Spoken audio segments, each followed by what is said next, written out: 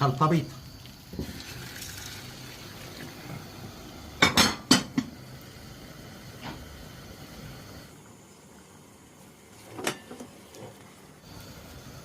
ده اللي كنتوا بتستصعبوه.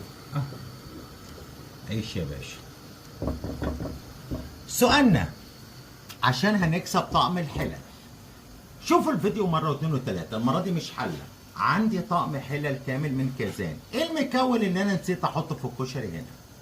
الدقة موجودة، الشطة موجودة، الحمص موجود، الصلصة موجودة، كل ده فرق عليه. مكون واحد نسيت احطه هنا وهو اهم مكون.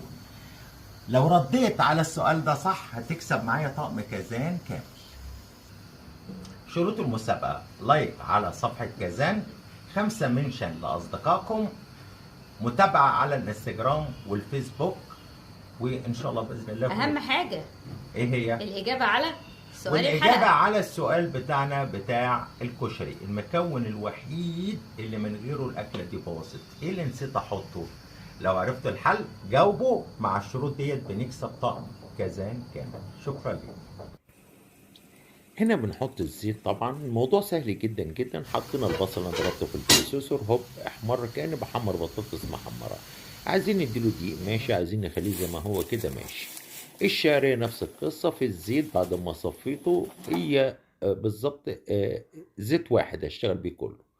هصفي الشعرية وهاخد الزيت ده بقى بتاعي اللي هو مكان الشعرية ومكان البصل، واخد جزء منه صغير اعمل الصلصة. بحط التوم في جزء من الزيت يا دوبك بيصفر معايا، بدي الخل، بدي الطماطم خل كده اهوت، وبعد كده بدي الطماطم وبدي الصلصة. التركة بتاعت محلات الكشري ايه، بتاعت بقى الناس اللي انتوا عارفينها ديت، ان هو بيدي جزء من الدقة اللي انا هعملها دلوقتي. ده عبارة عن كوباية مية، 5 فصوص توم مطحونين، شطة، خل، ليمون، كمون، ملح، وهيغلي غلوة. هي دي الدقة اللي بتبقى بره. السر بتاع طعامة الصلصة بتاعتهم ان هناخد جزء من الدقة كده بالشكل دوت ونحطه على الصلصة ويا دوبك هتغلي معانا.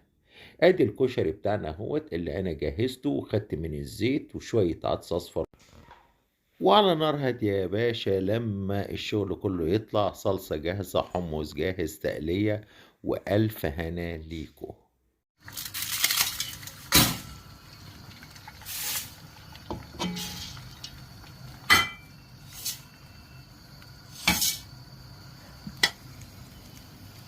خلطة بيضة.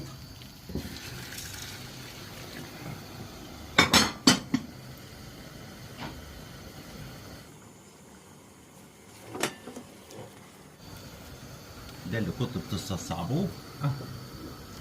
عيش يا باشا. سؤالنا عشان هنكسب طقم الحلل. شوفوا الفيديو مرة واثنين وثلاثة، المرة دي مش حلة.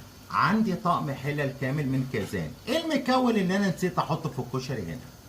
الدقة موجودة، الشطة موجودة، الحمص موجود، الصلصة موجودة، كل ده فرق عليه. مكون واحد نسيت احطه هنا وهو اهم مكون. لو رديت على السؤال ده صح هتكسب معايا طقم كازان كامل. شروط المسابقة: لايك على صفحة كازان، 5 منشن لأصدقائكم، متابعة على الانستجرام والفيسبوك، وإن شاء الله بإذن الله اهم حاجه إيه هي؟ الاجابه على سؤال والإجابة الحلقه. على السؤال بتاعنا بتاع الكشري، المكون الوحيد اللي من غيره الأكلة دي باظت، إيه اللي نسيت أحطه؟ لو عرفتوا الحل جاوبوا. مع الشروط ديت بنكسب طقم كازان كامل. شكرا لكم. هنا بنحط الزيت. طبعا الموضوع سهل جدا جدا. حطينا البصل اللي ضربته في البروسيسور، هوب احمر كأني بحمر بطاطس محمرة. عايزين نديله دقيق ماشي، عايزين نخليه زي ما هو كده ماشي. الشعرية نفس القصة في الزيت بعد ما صفيته. هي بالظبط زيت واحد هشتغل بيه كله.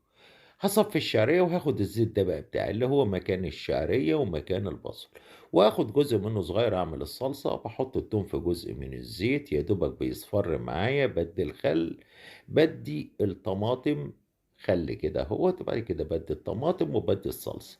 التركة بتاعت محلات الكشري ايه، بتاعت بقى الناس اللي انتوا عارفينها ديت، ان هو بيدي جزء من الدقة اللي انا هعملها دلوقتي. ده عبارة عن كوباية مية، 5 فصوص توم مطحونين، شطة، خل، ليمون، كمون، ملح، وهيغلي غلوة. هي دي الدقة اللي بتبقى بره.